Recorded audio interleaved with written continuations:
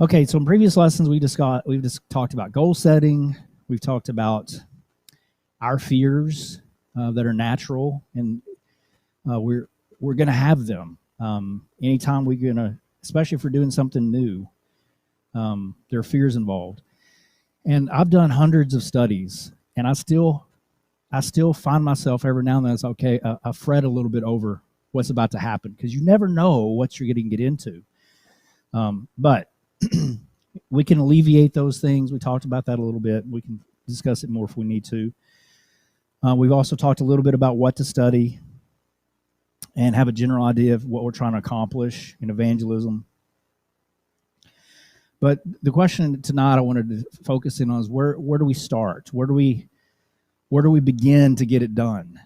And it's a simple statement to walk up. We could walk up to someone and say, let's do a Bible study. I've done that most of my life. Sometimes it works, sometimes it doesn't. I can't tell you if it works any better or any worse. I'm going to say that if you don't know what to say and you walk up to someone, you say, I know I want to have a Bible study with that person. You have no idea what to say that. You want to have a Bible study? It's either a yes or no question, right? What if they say no?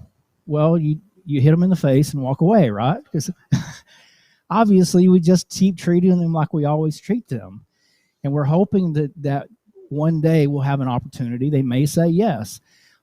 Most of the people I've talked to, I don't know if it was out of pity or out of they felt like it would be beneficial to me to let them sit down and have a Bible study with me or what. I don't know. But they would. Most of the people I've asked have said yeah. And it may only be one study, but there have been a lot of times where I've asked people if they want to have a Bible study. Now, usually I don't just walk up to strangers and ask if they want to have a Bible study. If you're door knocking, you might do that. But the people I generally ask, I kind of have a feel for whether or not they actually would be interested or not before I ask. It's kind of like, guys, you married men, how many of you didn't have any clue what your girlfriend was going to say when you proposed? Did anybody have any question about it? Carl and I have so many times we look at each other when we see like on television somebody's proposing and the woman says no and he's shocked. And I'm like, how could they get to that point and not know the answer already? And so if you're getting to the point where you're talking to people about the Bible and you have no idea whether or not they're even interested in the Bible, you're doing it wrong. So that's not the starting place. The starting place is figuring out whether they're interested, right? And we all know that, but let's use some common sense here and talk to people that we think would be interested. So that's really what we're focusing on. We're going to try to talk about tonight identifying seekers, because that's all we're trying to find, people who are looking. If you find people who are looking for truth and you present an opportunity for them to learn truth, they're a whole lot more likely to accept the invitation than if they're not looking for it at all.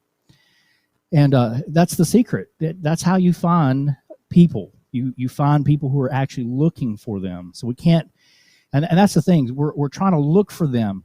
You can't coerce people into wanting to study. You can't wish for them to want to study so that they all of a sudden just start deciding to study. You really can't. I mean, you can pray for the situation, but God himself is not even going to force someone to want to study, right? So we have to keep that in mind, and we have to then look for the clues that will help us figure out whether or not these people are going to be approachable by us. Okay, so obvious first step is to find interested people. And the question then is, of course, where do you find interested people, right? But before we answer that, before we answer how to find them, we need to look at where to find them. So where is it that you can find people who are interested in Bible study? Work. Yeah, we have a good example of that. James is doing the study with someone right now. Where else? There's a really easy answer for this. Everywhere. Everywhere. Now, just because they're everywhere doesn't mean that they're ready. But you can't pick a place and say, well, this place, they don't ever want to have Bible studies, or this place does, right? There's no place where people gather. Well, there are some places that people might gather, but you can find people everywhere. And the common misconception that we have in this country is that nobody's interested in the gospel. That's simply not true. We've had a lot of people. I've had a lot of people tell me the culture is just nobody wants to study. Now, it's true that there may be less of a desire to sit down with someone and study the Bible than in other places. I'll grant you that, but it's certainly not true that people don't want. You can't find them. They're everywhere, and so that's the easy way of looking. That's a simple answer. The problem is that we don't often recognize them. All right, so that's what we're going to look at. So let's talk about the importance of recognition. In order to talk about recognizing someone, we need to first of all ask a simple question, and that is, I've asked this many times. So let's go over it again. If you think, oh, we've already been over this, good. Give me some of the answers that we came up with. What is it that Christianity offers people?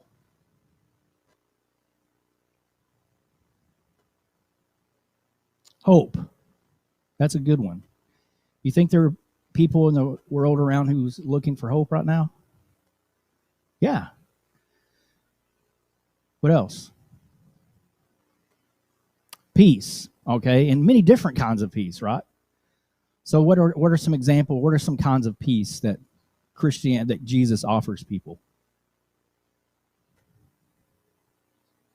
Peace of mind. Yeah. How about peace with family? It's a possibility. Now, we also know that Jesus can also bring in fractions, within a, but it is an offering. It is something that can be done. Peace. How about peace with God? Certainly, right? So there's a lot of factors here. What are some other things that Jesus gives people? Some of the pretty basic, obvious ones. How about help with guilt? Obviously, right? Do people around deal with consequences of guilt? I'm just talking about in the general world. Do people feel guilty for things? Yes, they do, frequently. What are some, let's just use our peanut butter thinking cap on here. What are some evidences that people exhibit that show that they might feel guilty about things? What are some things that they get involved in that might show that they're feeling guilty? Alcohol. Yes, that's a big one. No, you're right. Drugs, alcohol. It's not always guilt, but that's a big one, isn't it? So they're trying to drown their sorrows. Yeah. Anything? Sorry? Pornography. Yeah. There are a lot of vices that people will go to because of guilt. What are some other things related to guilt that may not necessarily be vices? Can you think of anything? Depression.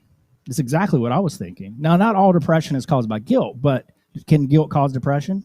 Man, it can really do a number on you, okay?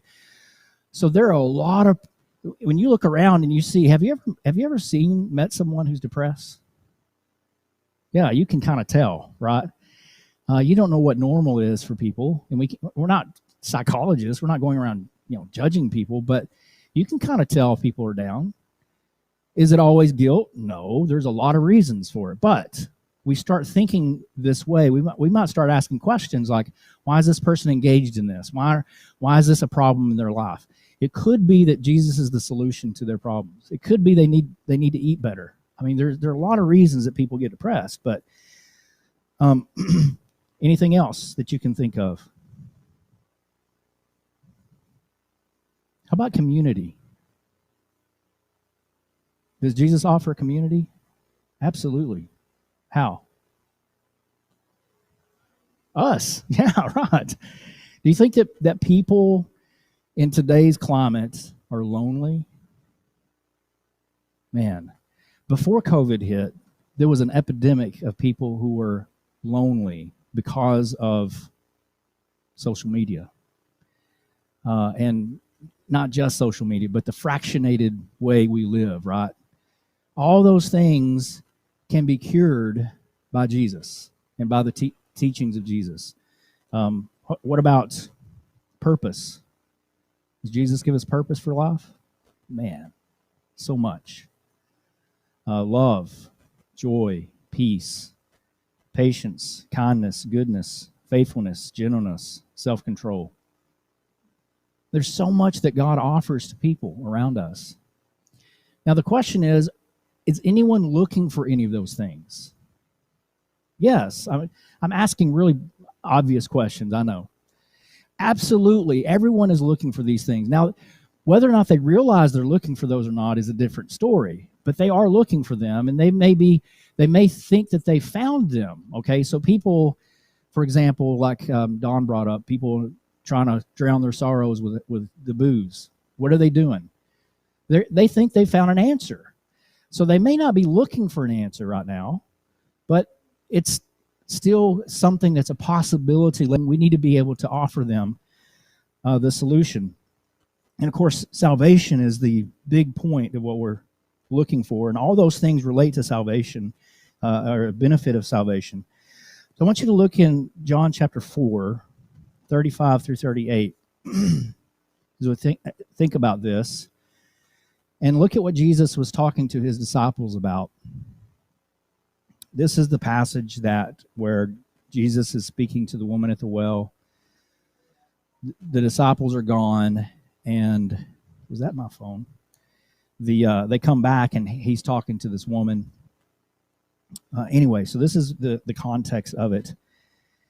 And his disciples came, in verse 27, at this point his disciples came, and they marveled that he talked with a woman, yet no one said, what do you seek, or why are you talking with her? And the woman left her water pot, went her way into the city, and said to the men, come and see a man who told me all things that I ever did. Could this be the Christ? And so they started come to him out of the city. In verse 30 and 31, it says, in the meantime, his disciples urged him, saying, Rabbi, eat. But he said, I have food to eat of which you do not know. His disciples said to one another, has anyone brought him anything to eat? Jesus said to them, my food is to do the will of him who sent me, and to finish his work. Do you not say there's still 4 months, and then comes the harvest? Behold, I say to you, lift up your eyes and look at the fields, for they're already white for harvest. He who reaps receives wages and gathers fruit for eternal life, that both he who sows and he who reaps may rejoice. For in this the saying is true, one sows and another reaps. I sent you to reap that for which you have not labored. Others have labored, and you have entered into their labors. All right. Now, I've said actually here in this pulpit, I've said that most people take this out of context, and they say that the fields are ripe unto harvest. And we can't say that definitively, because if we haven't done the work beforehand, then there is nothing to harvest. And I believe that. But at the same time, I think I was a little bit off with that. I think that contextually, if we look at verse 37, it says, for in this the saying is true, one sows and another reaps. I sent you to reap that for which you have not labored. Others have labored, and you have entered into their labors. Okay? Now, it's true that if no one labors, if no one plants the seed, there's not going to be a harvest. There's no question about that. But when I started thinking about this, I started realizing that, I don't have any idea what's actually happened in the lives of people who are around us. We don't know. Is it possible that people have planted seed around us? Yes, it is possible. How would that have happened? All kinds of ways. Maybe they found stuff on the internet. Maybe they found stuff in their mailbox. Maybe they have friends and family that have planted seeds over the years, okay? So while it's true that there has to be laborers, we often, if we believe in providence, then we have to admit that God could have been providentially working in the area before we even got there, right? So, like I said, I think I was a little bit unbalanced by saying that it's taken out of context. Yeah, we can take it out of context, but we also need to recognize that God actually is at work in this world. And then at the very least, we could say this applies to us with the hope and the anticipation that God has already been doing something.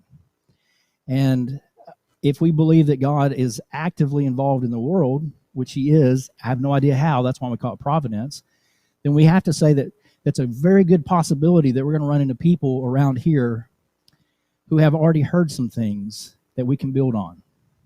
I met some people last night. There was 2 new ladies that came to the creamery. They were there last week, but I wasn't there, and so Paul invited them to their house. And they were there last night, and they were talking about how that they were part of a denomination, but they were actually looking for a place to go. And we got to talking, and one of the ladies said her children grew up in the Church of Christ. And she knows a lot about it already. Has there been seed planted there? Yeah, there's been a lot of seed planted with that woman. And so there's potential there. How would we know if we never asked, right? So God can be working through the situation. And I don't want to use that as an excuse, however, because we can't count on, and be careful how I say this, we can't count on the providence of God to do all the work for us, right? We're part of the providence of God. So if we're out there planting seed, that's part of God's providence. He's using us to do that.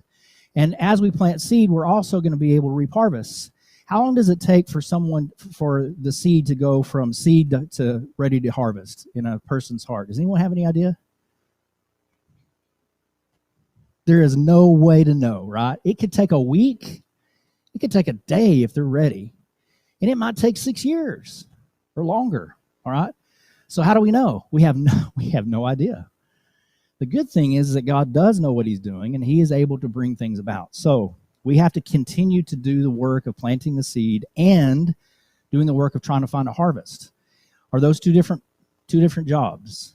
Yes. What is the planting of the seed? What is that about? What does it mean to plant seed?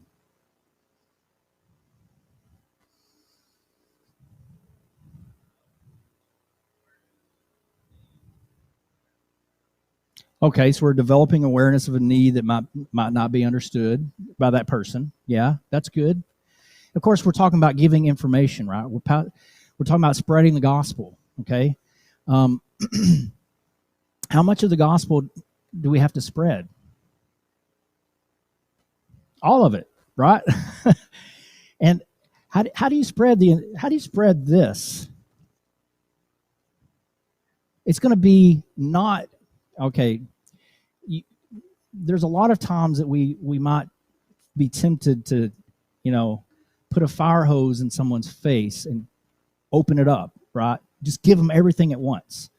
That's not going to work. They're going to drown.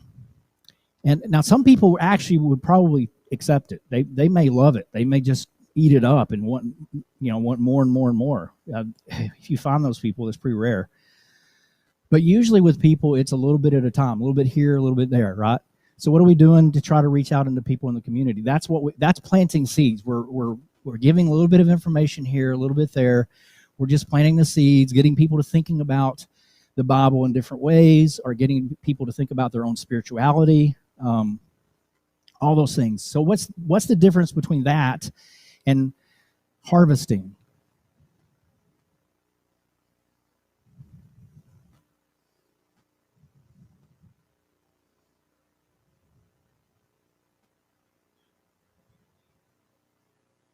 We're trying to get them to make a decision. That's right. So harvesting, then, we're going through and we're helping them to not just identify the problems and identify the solutions that are there, but also put them into practice, right? It's a lot more hands-on. It's a lot more of an effort on an individualized basis. So we have, if you look at it in another way, in the book of Acts, they had 2 basic approaches to evangelism. One was the public preaching and teaching of the word. And sometimes there were really good results from that, right? Sometimes they didn't have any results. Publicly preaching and teaching planted the seed. It got people thinking and interacting, and it couldn't affect each individual person unless they went home and thought about it. But some people did go back and think about it, and they came and they were baptized, or maybe even right then. But then they also had the private teaching of the Word of God. Paul said he taught publicly and from house to house. And so we sit down with people and we help explain, this is what that means. This is what it means for your life, right? And in doing that, we have a harvest because we're helping them to make a decision that's best for them. And in some ways, then that's kind of a sales job. I hate to say that, but that's kind of what it comes down to. We're helping people decide to do what is right, what is best for them. We're not trying to manipulate them. We're trying to help them see the truth and to make a decision. And sometimes that takes some skills, which we're going to get into eventually, but probably not in this class. Okay, so when Jesus said this, he says, one sows and another reaps. I sent you to reap that for which you have not labored. That's verse 38. Others have labored, and you have entered into their labors. Now, that's a really good thing. When you run into someone else's labors, you may run into someone who grew up in the church, been away for 20 years, and you enter into the labors of other people that were done 20 years before. That's great.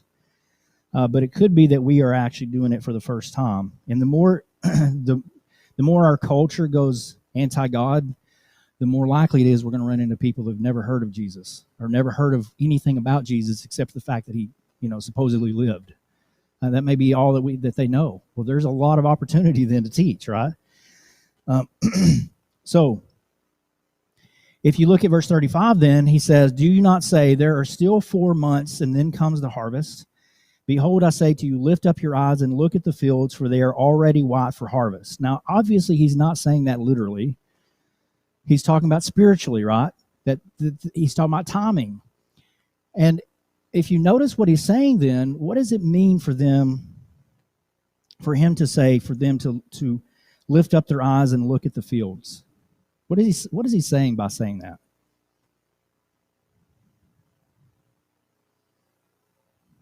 Sorry? Pay attention. Yeah, this is something that we're going to have to actually seek. We're looking for those people, right? We're not, it may fall on our lap from time to time, but we are really supposed to be looking around to see who is showing signs that they're wanting to grow, who is showing signs that they're actually looking for something. And there are a lot of people who are looking. The challenge is then to get into their lives enough to figure out how to help them and what to say, those kinds of things.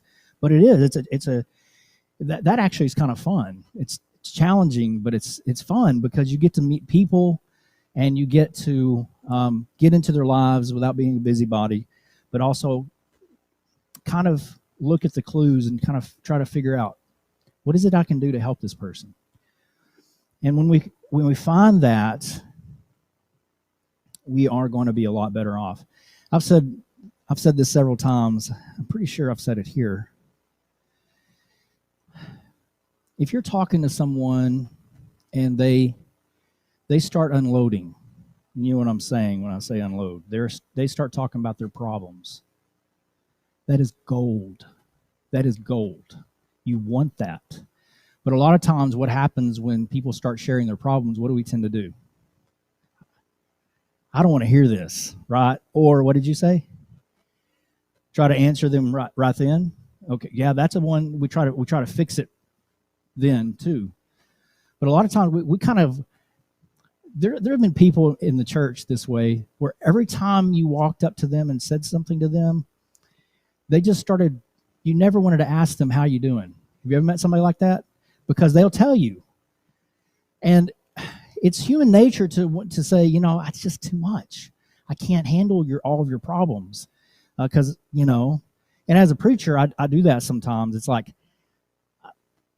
I can't help your problems now because there's 30 or 40 more people that I need to talk to, right? And it's not that I don't want to help. It's just that maybe right now in the foyer is not the time to start talking about your divorce. There may be other times. Well, that's similar to what we run into in the world, but we have to fight that urge. So what I would encourage you to do is anytime you run across someone who starts complaining, have the courage to dig in a little bit. Let them talk. They may not have anybody in their life to talk to. Give them as much time as you can, and don't try to answer all their questions or don't try to fix it for them. Listen. That's the best thing that you can do. Not only is it the best thing that you can do for them, but it's also the best thing you can do for their souls. Because as you listen, you're going to learn more and more about this person, what they know, what their background is. You're going to have all kinds of information that will help you. Now, we're not using it to hurt anyone. We're using it to help them. All right, so when you run into people who have difficulties and problems, they start spilling their guts, and they start telling you. It's amazing sometimes what a stranger will tell you if you just ask them a couple of questions. Now, not everyone's this way. Most people are not this way. But if you run into someone this way, let them spill the beans. Let them talk to you. And listen not to respond, but listen to gain understanding. That's the best way to do it. They may say some things that will shock you. I've heard some things that were doozies. One time I went and preached taught classes in a local jail, and there was this one guy that he just decided he was going to say something to make me mad. He was determined to make me mad, and he would say some of the worst things I've ever heard anyone say. But he only did it for 2 or 3 weeks, and then he got tired of it because I never responded. Because the more he said and complained, I would just keep asking him questions about it. Okay, tell me more. What's going on? I'm sorry you went through that. What happened here? What happened with that? Let them spill it all. Because what you're doing is you're building relationship, you're building trust, you're also gaining the tools that you need in order to help them. After you talk to them, and this would be something that's a little gutsy. After they spill their guts and they start telling you everything, and you're listening, and maybe you might not do it at this moment, maybe a little bit later. That's your judgment. Ask them a question. Do you want to do anything about it? You'll find out real quick. If they say, man, that's all I want to do is fix this. I need some help. You're gold. Let's sit down and have a Bible study. You'd be amazed at what the Bible has to say about this stuff. And what do you do in the Bible study? You start with the Bible study that we have, because it'll eventually cover it all. You don't have to do that. I mean, you can start wherever you want to, but if you're not really sure where to start, just start with the Bible study thing that we have. And after they get through the 3 studies, and you'll have a lot of discussions, and don't be afraid to just let them, talk through the questions. I said, don't let them chase rabbits, but let them talk about the questions there, and talk about why they may have misgivings about it or whatever. Let them talk it out. That's okay. Just don't let them chase rabbits. And then by the time you get through all 3, if they're still struggling with it, this is when you address it even more in depth. But you're going to be able to get through most people's difficulties are going to be covered in some way in those studies, because we're talking about sin, we're talking about the nature of God, we're talking about all kinds of things like redemption. All those things relate to almost all the problems that we ever have. And the more we can see how those interact, the better off we're going to be. So we're looking, right? We're searching for searchers. That's all we're trying to do. So like I said before, if you look at where you find these people, they're everywhere. But there may be some places that are better than others to look for them. For example, where would someone go to for guilt? If they're trying to deal with guilt, where do you think they would go if they're looking for help?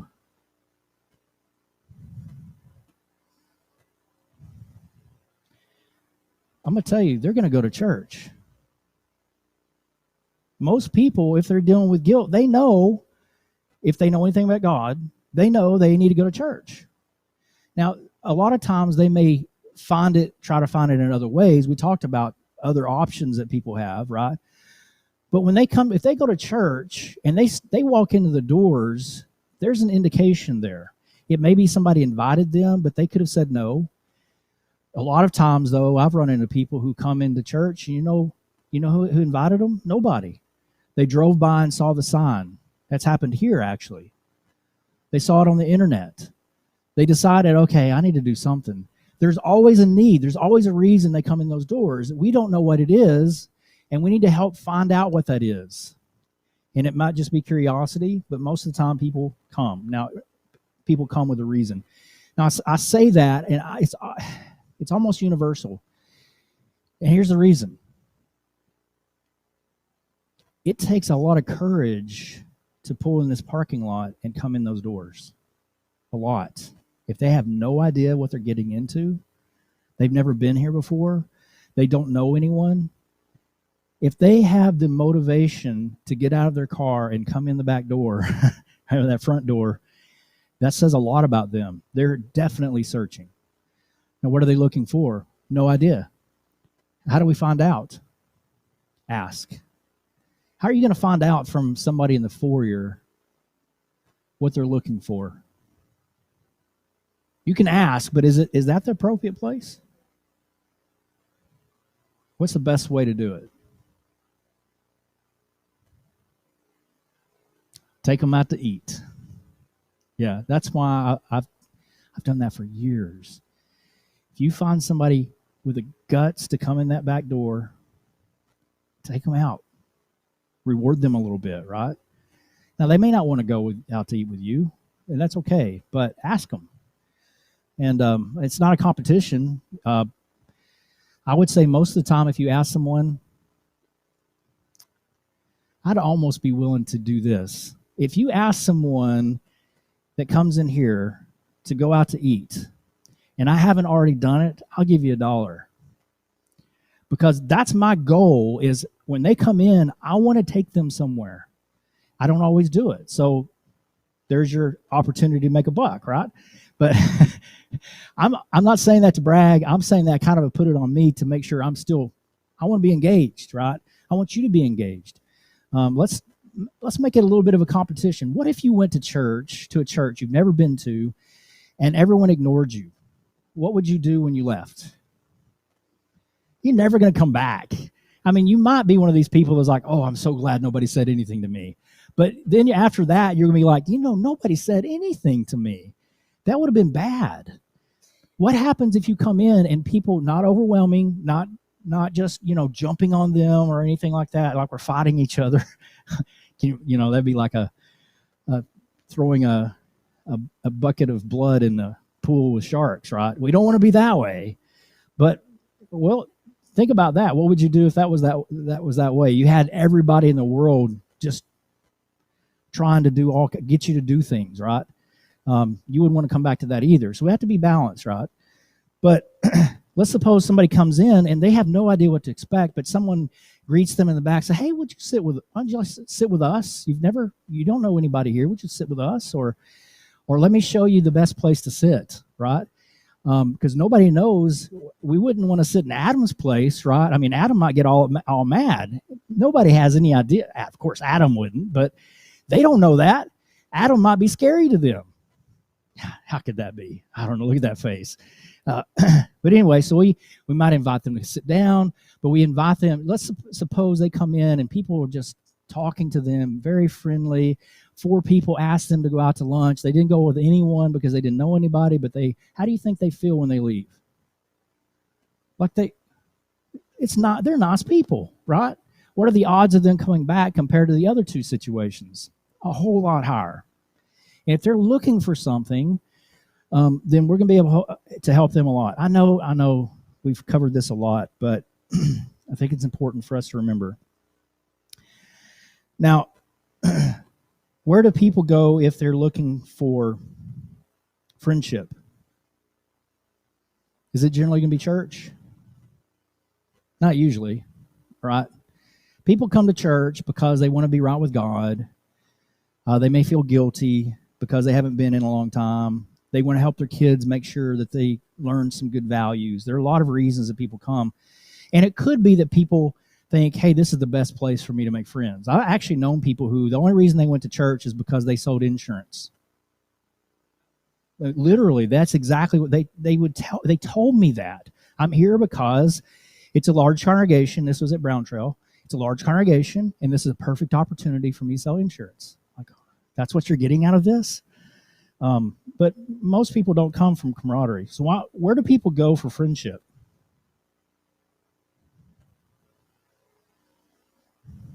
To make new friends. Where do you think they go? Places of recreation. Racetracks might be good. We have some over here, right? Saturday nights. I hear it every now and then. Sporting events. How many people go to sporting events to make a friend? I don't know of any. I wouldn't go there. Why? Because everybody's focused on the game, right?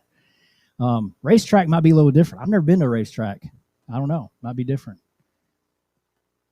Would it be beneficial for us to be in the places where people are looking for friendships? Yeah. I mean, I'm obviously not saying that you need to go to bars. I'm not saying that. But there are places that people might go, and they're maybe hoping to make friends. That's a good thing. We've even contributed to that a little bit in some of the activities we tried to do. We can be proactive. All right, so I don't know all the answers to those things, but I hope I get you thinking. I hope it gets you thinking about where are some places that we can be that other people might be looking, and we can help them for that. All right, so let's suppose that we, one last thought about that. If someone comes to church, does that automatically mean that they're looking for Bible study? It doesn't. We all know that. There are a lot of reasons that people come. But we need to find out, and that's the best thing that we can do is find out what we can do. This is one of the reasons that I absolutely am loving what we're doing at the Creamery on Tuesdays.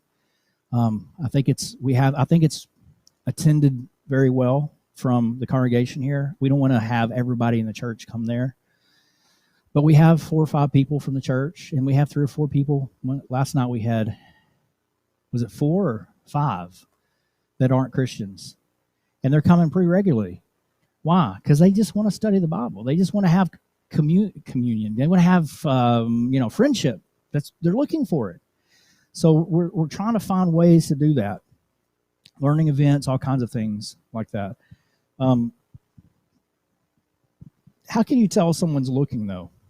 What are some characteristics that we might see that would say that person might be looking for something?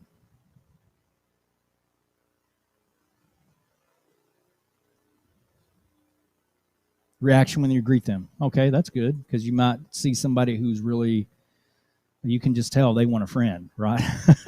They kind of glom on. Maybe that could be. Any other ideas? This is one of the challenges that we face trying to do evangelism, is how do we see it?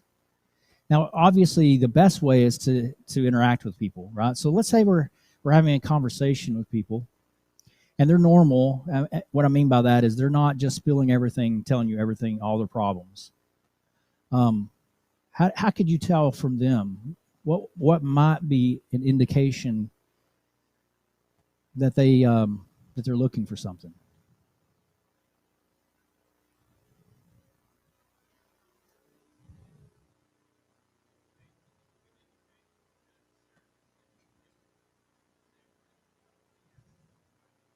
Okay, so you can see their interests, where their interests lie by maybe the things that they talk about, or even questions that they might ask. People generally talk about the things they're interested in, right? If they're talking about their next trip to the lake, does that indicate that they're looking for God? Not necessarily. But in the discussions, right, this is how we're going to find out. We listen to what they're saying, and we try to use some discernment about what people might be looking for. We might even see some of the ways that they discuss some of the solutions that they have. So if they have solutions, they're talking about, getting drunk on the weekend. People will talk about that. Does that mean that they're looking? No, but it could mean that they may be just putting that out there to see what you have to say that's better. Maybe. So we have to use our minds, put our thinking process together. And here are 4 ideas that I think that for ways that we can find these people. All right. First of all, make a friend. Evangelism is a relationship venture. That's what it is. If we're not seeking to create relationships, we're really not trying to evangelize. The reason for that is because how many of y'all have, be honest, how many of y'all have actually put names down on a list that people that you want to talk to about evangelism? I know you have. Y'all have. I have. Could my list be bigger? Yeah. It should be a lot bigger, honestly, than what it is. I don't say that to shame anyone. What I'm saying is, if you made your list and it included every single person that you've ever known, and you go to every single person you've ever known on that list, and every single one of them say, no, I don't want to have anything to do with God, what do you do then? You just say, well, I've talked to everybody. I'm done. I've evangelized the world, right? No, you gotta. Your next step would be to go out and say, okay, my first question is, how can I make more friends, right? If you go through your whole list and every single person on that list said they didn't want anything to do with God, you need better friends anyway. Sorry to say it, but that's the truth.